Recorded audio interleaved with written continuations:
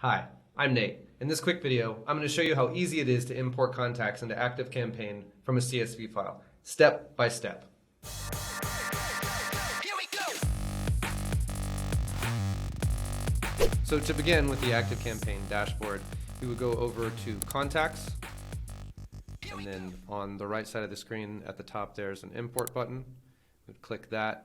We want to import from a file. If you only have a few, you could copy and paste them in, but most of the time I think you're going to export them to a CSV and then import them from here. There it is.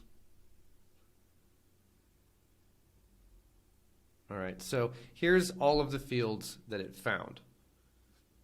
Some of them are going to be useful to us and some of them aren't, and so there's a couple of options. And what we're going to do here is take the data that we're importing in, so all of the fields, all the columns in the CSV file, and then marry them up to the fields that they're going to be imported into in ActiveCampaign. And you'll see immediately that there's not fields in ActiveCampaign for every field that you're bringing in your CSV file. So you have to tell it which ones are which, and then some of them you have to tell it to ignore. And then the third case would be that you have data in your import that you want to bring into ActiveCampaign, but those fields don't exist yet. And so I'm going to show you how to create custom fields for ActiveCampaign that you can then marry up to these fields in your CSV file and have that data stored in your CRM database. So first of all, we'll just take a couple of these column headings that don't make sense, like JID. This information is coming out of Jobber, an application for home services companies as they're filling out their quotes. So what I'm trying to do is connect to the contacts that they keep in their Jobber account and pull them over here into ActiveCampaign so we can do some marketing with them. So the JID is the Jobber ID. That's not important for our purposes, so we're just going to select do not import this field. But actually, ActiveCampaign was smart enough to identify the ones that are the same name, like it's got company name here that matches to company name. It got that automatically. But in the cases where the fields are named differently or it can't figure out what it is, then it'll just start with it saying do not import this field as the default. You can obviously then change that, but we don't have any field in ActiveCampaign that matches the JID, so we're going to ignore it. The created date matched up automatically again to the subscribed date, which would be the equivalent in ActiveCampaign. And then here's some more fields that don't particularly make sense. You can just go down this list and see all of the things that you want to bring over and make sure that there is a field in ActiveCampaign that has been selected for it. So first name did, last name did, great. Main phone numbers is phrased, it's written out strangely in Jobber, and so that didn't map to anything, but this would be the one that we want to send to the phone field here in ActiveCampaign. So it's going to be sometimes where it doesn't guess correctly what it's for and it tries to ignore it instead, and that's what you're looking for really. So emails, it got tags. Now it matches, there's tags in the Jobber data that's coming across, and there's a field for tags in ActiveCampaign, but I don't want to dirty up the ActiveCampaign tags with Jobber tags because we're not going to be using them. So instead, I want to select do not import this field. Now here's a long list of stuff that it just didn't get, like billing street. We definitely would want to add that in, but this field didn't exist when I started setting up this account in ActiveCampaign. There's not address and so forth necessarily. You have to add those in.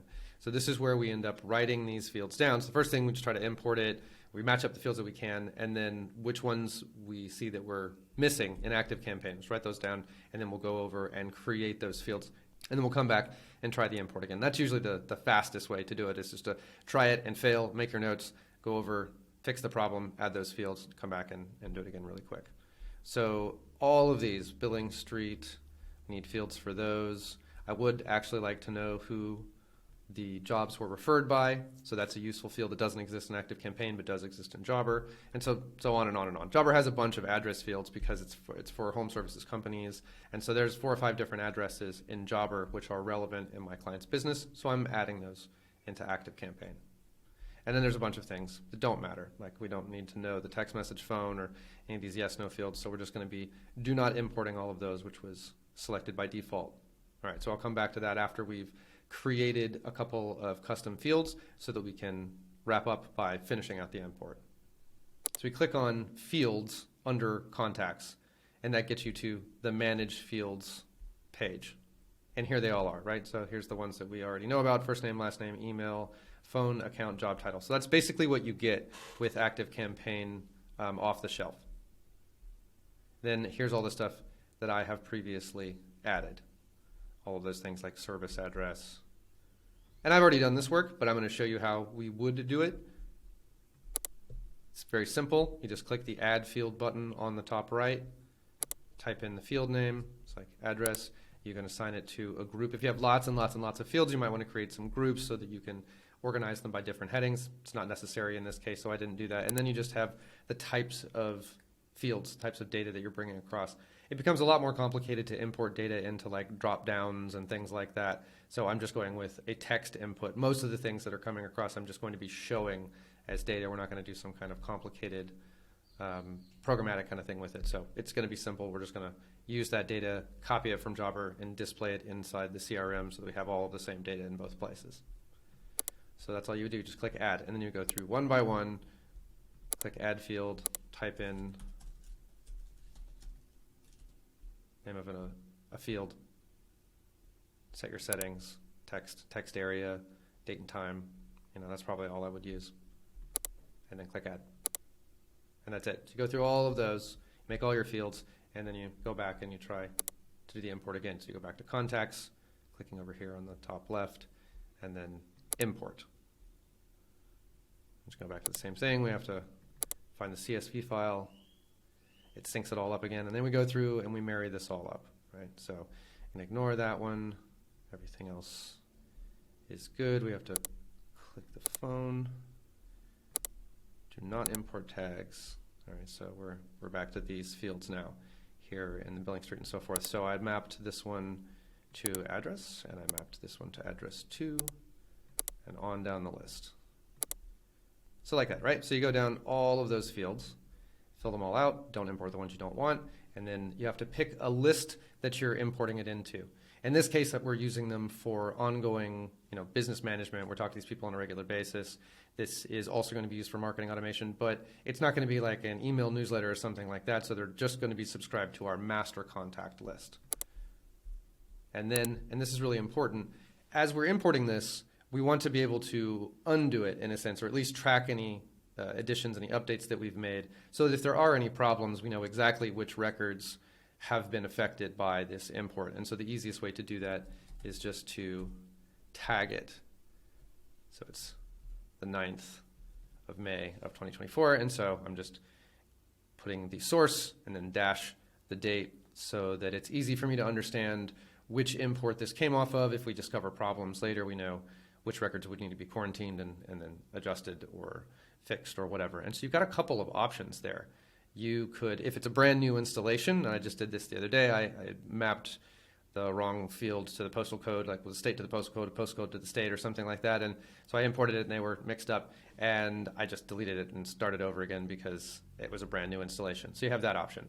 You also have the option of tagging them and then removing them individually. So if you have a whole lot of data, a whole lot of contacts in your database already, and then you do an import, so say you have 10,000 contacts and you import 500 contacts, well, you can use the tag to then quarantine those records and then pull them out. You can just batch delete them. So as you search for your contacts, you can filter by tag, and then you can click select all and then delete the records or do whatever you need to do with them. Though really the last option, and probably the best one if you're in that situation, is the records can be updated rather than deleted. So if you create a record and the email address is not the field that gets screwed up, because the email address is like an ID. So it's using the email address to find the record. But as long as the email address is in the right place, it's in the right field, then you can find that, find any contact that you've updated with an import and just update them again with the correct information, overriding any of the fields that have new data provided. So in order to do that, all you need to do is click this checkbox, update existing contacts while importing, and it'll overwrite the contacts that you had just imported incorrectly. So again, the email address has to be correct so that it can match that up. Otherwise, when you import the new records, it'll have a new email address and it'll create a bunch of new contacts. But if you use the tagging system, you could still identify the records from the prior import, right? So I might, if I had a second shot at this, instead of using the tag Jobber 5924, I might add a number 2 to the end, number 3, number 4, whatever, how many attempts that I've tried to do this unsuccessfully. And that way I can find those records and pull them out or affect them as I need to, right? There's a bit of a safety measure there. So it's useful to know a little bit about the import options down here at the bottom, because they can affect various different things in your marketing automation workflows and other aspects of ActiveCampaigns that you might not be thinking about if you leave them checked accidentally. Or in the case of this option here at the top, this is usually the one you want. You typically want to import someone as an active contact. That way you can do things like run workflows on them, but it means that you're being billed for them. There are some reasons that you just want to have on file unsubscribed or excluded email addresses for holding out of lists and other things like that. But typically speaking, you're going to want to import as an active contact. And the other ones would be triggering webhooks or automation. So a webhook is in something external, like an API call that gets triggered when something happens inside of your ActiveCampaign setup. So let's say that you have a Zapier configuration. So let's say you have something configured with Zapier where every time a new contact is added into ActiveCampaign, you then sync it up somewhere else. So let's say it's Jobber in this case. We put a new contact into ActiveCampaign and you have a webhook watching for that to then go marry it up to Jobber, but then you're importing stuff from Jobber and you're putting it into ActiveCampaign. You wouldn't want to like continue to send that in two directions. So instead you would just uncheck the trigger webhooks checkbox, and then Zapier won't fire or make or anything else that's attached to ActiveCampaign through an API integration. And then internally, you might have the same thing. You might have like a series of workflows that happen every time there's a new contact that gets added or something. And if you don't want that to happen to these batches, you're just going to want to uncheck that. Now, if you do want that to happen, if you want to import everybody in and then have it run through, it is by default typically checked, but good to check for that. And this is why I said it's much easier just to use text fields. You can create field options. So if you're importing something that has multiple options like a drop-down list or a checkbox or a radio field or something like that, then it will automatically take any of the options that you have in that data in the contact fields and then create those as options inside of ActiveCampaign. But this can be a little bit dangerous because if you already have a bunch of data and then you import a bunch of data and that data causes the creation of a bunch of new options for fields that you weren't really thinking about, that's probably not a good thing. It's going to dirty up your data, and that one is going to be a little bit harder to clean up. So you may just want to uncheck create field options when importing new custom field values unless you are deliberately trying to do so. And that's the end. So that's it. That's all you have to think about. We've mapped all of the fields. We've created the new custom fields that didn't already exist. We have selected which list we want to add it to and tagged it so that we can find this data later. We have selected the triggers that we want to allow and disallow, and then all that's left is to click the import button. So you do that, it imports all of the records, and then after a few seconds, if it's a short list, if it's a very, very long list, which is unlikely, it might take like 30 seconds or something, and then you're going to be done. At that point, you want to go make sure that it worked. Just click over to contacts, find one of the records from your CSV file, like the first or second one or something like that, and then go search for them here. Like this guy here, I know he was in the record.